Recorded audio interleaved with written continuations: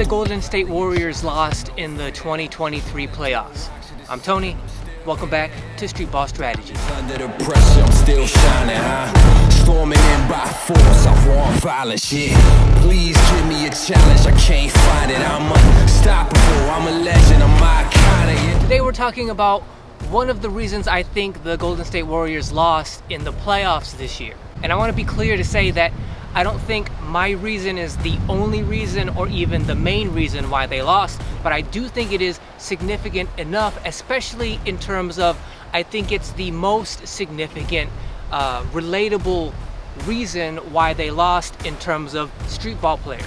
So today we're going to talk about why they lost and how we as streetball players can learn from and benefit from that loss. The reason that I'm addressing for the Warriors' loss this year in the playoffs is the fact that they won the championship last year in 2022. The reason that's important is because that just naturally means that going into this consequential season, they're not going to be as hungry or as passionate to win the championship as they were last year when they didn't win in 2021.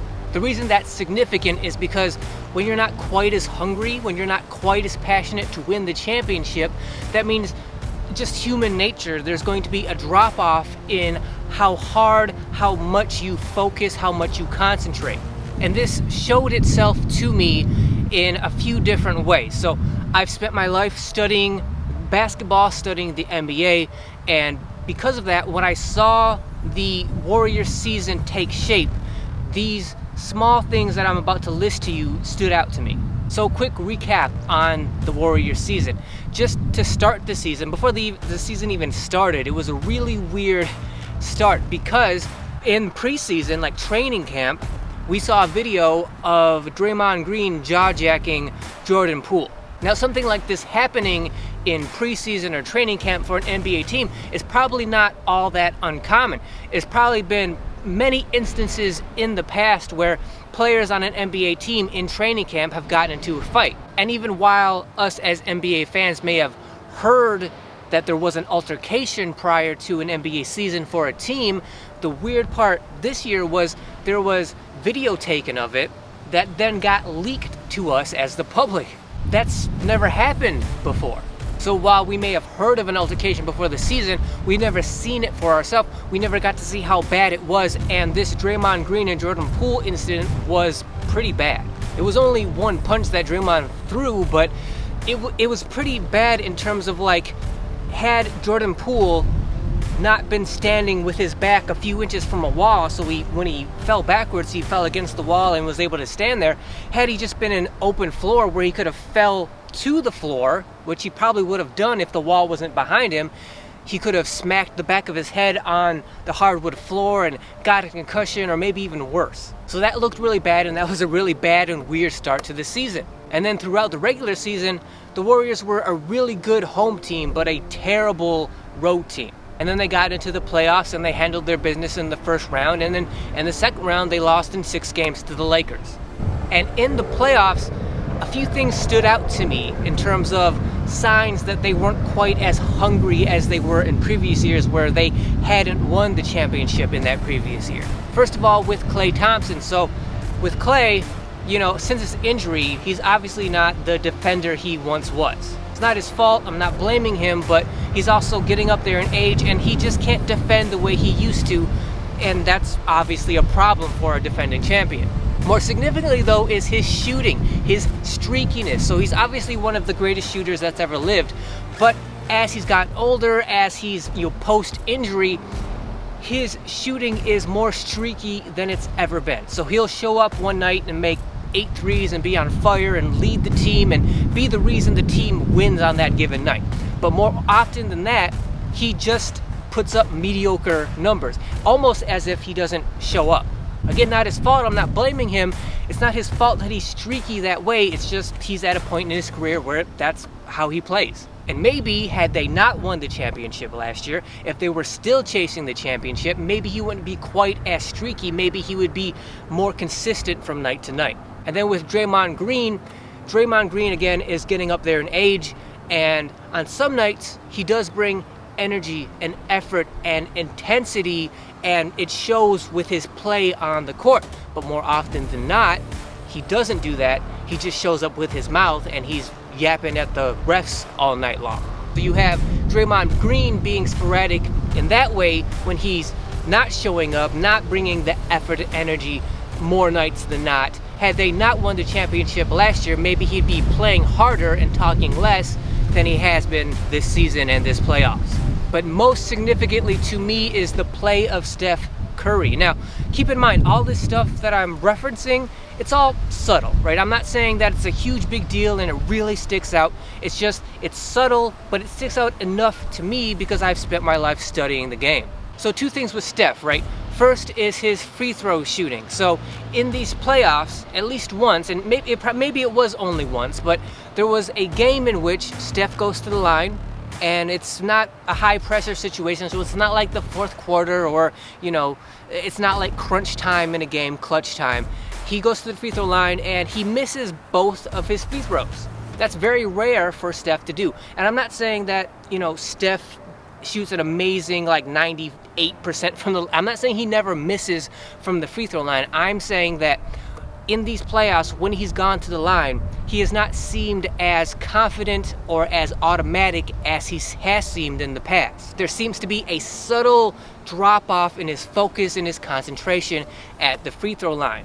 And I attribute that to the fact that he won the championship last year. He's not as hungry as he is this year. Again, not a big deal, not a huge deal, subtle, but I think significant enough. Second of all, and probably even more importantly than that to me, is him finishing at the basket. To us, as average NBA fans who are watching, his ability to hit, when he goes to the lane, right, he's usually surrounded by really huge guys who are actively trying to block and or foul him. So to us as fans watching, really difficult to do that, right? But to the average NBA player, the average NBA guard, that's probably moderate difficulty to them. But to Steph, because he's not the average NBA player or guard, to him it's relatively easy. But this playoff season, he's been missing shots that I would normally think that he would make. He seems more automatic in previous years, years where he hasn't won the championship. When he finishes at the basket, when he puts up shots close to the basket, it seems like it's automatic for him to make those shots. This year, those same shots in those same similar situations where you would think it would be easy for him, it would be automatic, he has been missing those shots when to us, it seems like he should be finishing them. The reason that I think that is even more significant than him missing free throws is the fact that you can make the argument that when you're at the free throw line, it's easy to lose focus, lose concentration because there is no defender, right? There's no active competition at the free throw line. It's a dead ball situation. So you're not in the midst of competition when you're trying to make a free throw. It's you standing there by yourself, and it's up to you to focus and concentrate hard enough just to make those free throws. But think about it like this, in terms of finishing at the basket, in the lane, against defenders, amidst competition. Do you think there's any time in Steph Curry's life or your life as a player when you're in the lane trying to finish at the rim, score points, is there a more focused, intense, concentrated time in your life when you're more locked in than in those instances? For Steph Curry, it's playoff time, right? You're trying to win playoff games to move up the NBA playoff ladder. He's trying the best that he can to make relatively, to us, difficult layups, difficult shots finishing at the rim against huge guys who are trying to block him. Do you think there are any other times in his life where he's more focused, more concentrated than in those instances? No, of course not. And so for him to miss those shots at the rim that we usually would think he'd be automatic at making, to me that's a sign that the reason he's not as focused, the reason that he's not as concentrated in the midst of the highest possible competition is because he's not as hungry as he would be in a season where he didn't win the championship last season.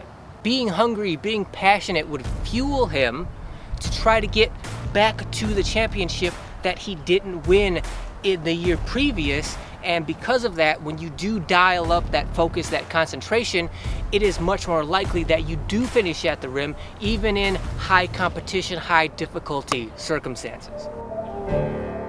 2 takeaways from this slight degradation in passion or hunger because of winning the championship last year. First, the advice that I'd give to Steph or any other, basketball player in general who may be slightly lacking in motivation or inspiration, or not feeling the fire and the passion as they once did. Not that I have any not that I have any business giving Stephen Curry any kind of basketball advice, but just in general, here's what I would say. What I would say is, now that you've lost this year, or if losing in the past, right, when that happens, what you want to do is internalize that loss, that failure, as deeply as you possibly can. Meaning you want to feel all of it as deeply as you possibly can. Let it sink into you as much as you possibly can. The reason for that is because you want to feel the pain of that, every possible negative emotion that you can possibly feel of it, so that you can experience it and then make the conscious decision that I hate the way this feels, I never want to feel this way again, thus I'm going to do everything in my power to improve so that I never feel this way again by never losing this way again. And use those negative feelings to fuel you, to motivate you to improve, to play smarter and harder, the best you know how going forward, so that you never make the mistakes you made in the past, so that you never feel that way again. Second of all, as just a street ball, park basketball player, someone who doesn't play organized basketball, somebody who's not chasing championships, when you come out here to the park, there's no trophies, right? There's no playoffs, there's no history, there's no records keeping. It's just about how do you play on that day, how do you create your career, your legend, your legacy. That's all it is about here. There's no records, there's no trophies.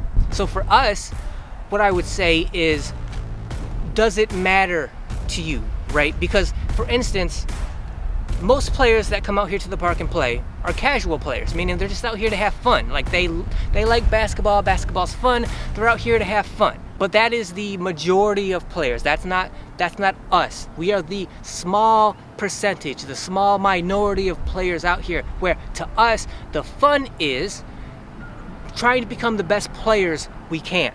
And we do that by pushing ourselves, being obsessed with, becoming the best kind of players we are. That's where the fun lies to us. And so the question is not how do you stack up against the casual players out here, how do you stack up to the other hardcore street ball players who really care about being out here and being the best player you can be, even though there are no records, even though there are no trophies. Does it matter to you? Do you really care, even though you're pretty much the only one who ever will care about that?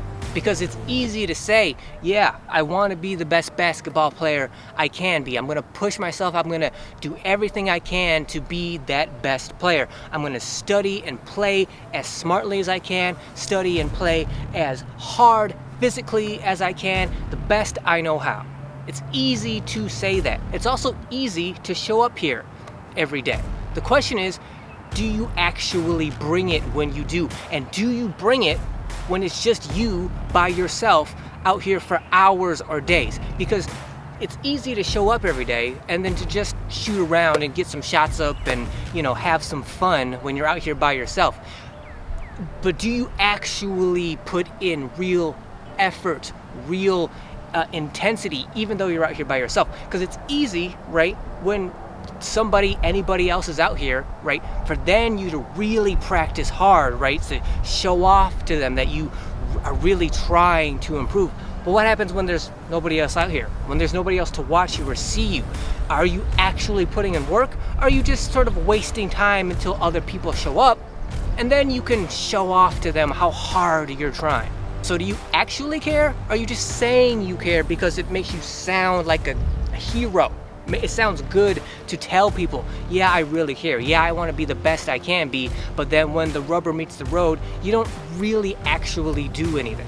which is fine. Again, if that's the case, then you're a casual player. It's fine. There's no problem with being a casual player. It's not a bad thing at all. It's just, if you do claim that this is your universe and this is what you care about and you want to be the best, when you make that proclamation, you better live up to it. Otherwise, you're just a casual player, and just claim that. There's nothing wrong with that. But if you say you care, if you say it matters to you, then you better show it and not just talk about it. That is why I think the Warriors lost in the 2023 playoffs. Again, not the only reason, not the biggest reason, but one of the significant reasons, and something that I don't think anybody, like any commentator on TV, is talking about. And I think it's a significant and most relatable to us as streetball and park players. This is one of those issues where it's kind of hard to see the forest through the trees, right? It's hard to bring effort and intensity and passion every day, because it seems like every day is kind of the same and it's endless, and there's always going to be tomorrow. So if you don't feel it today, you'll just bring it tomorrow instead, and you'll make those kind of excuses like you have time. Think about Kobe Bryant, right? Kobe's not here anymore. Kobe thought he had time. He was retired, he wasn't playing anymore, but I'm saying, don't take that time for granted. Tomorrow is not guaranteed. So while you have today, while you have right now, while you have your time on the court, the present, make genuine use of it. Don't take for granted the fact that you're young and you're healthy and you're able to play basketball whenever you want. Because every day, all around the world, hundreds, if not thousands of basketball players are injured. And they would love to be on the basketball court with you or against you, but they can't be because of whatever injury. Or maybe it's even worse than that. I'm not trying to bring things down. I'm just saying, I'm trying to put in perspective, like there are some players your age, maybe even younger, right, who love basketball, who spend their life every day on the basketball court, and then one day out of the blue, something terribly, health-wise happens to them. Maybe there are players your age or younger who love basketball, who are used to coming out to the court every day and living their life around basketball, but one day, unforeseeably, something terrible health-wise, unforeseeable, uncontrollable happens to them. Maybe they get some kind of a cancer out of nowhere, and they're your age or they're younger, and they love basketball like you do, but now they can't play. And every day, they wish they could be out here, but they can't. But you can. Are you making use of your time? Are you making use of your youth, of your health? Because if you're not, there are other players out here who would usually be out here, but they can't be out here. Are you taking them for granted? Are you having gratitude for yourself, for your health, for your youth that you can? Or are you just shooting around?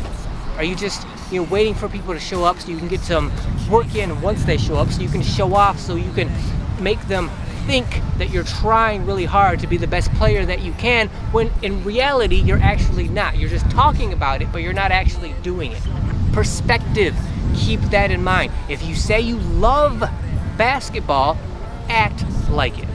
So I want to thank you guys for watching. If you like this video, let me know down in the comments what you think. Do you think I'm overblowing the fact that the Warriors lost because they won the championship last year and so they're not as hungry this year? Do you agree? Do you disagree? What do you think? Let me know down in the comments. And if you did like this video, then please subscribe to the channel. Also, make sure you hit that thanks button down below when you do. Any comment that you make, letting me know what you think about this issue. Every comment that you make will be highlighted, and it directly supports the channel when you do that. So anybody who does click that thanks button, thank you very much. I appreciate it. As always, like, share, comment, like I said, hit that notification bell so you're notified whenever any video goes live on this channel. And until then, I'll see you guys next week. Strike like lightning, built like Leviathan. Legends never die, I'm living with no hyphen it. It's an uprising, they sounding all sirens. Levels to the game, I'm wondering how high it is. They gave me a crown, oh yeah, I'm with it. They told me don't look down, oh yeah, I did it. I'm not afraid of the heights, there's no limits, cause the future is as bright as the sun, it's so vivid, yeah.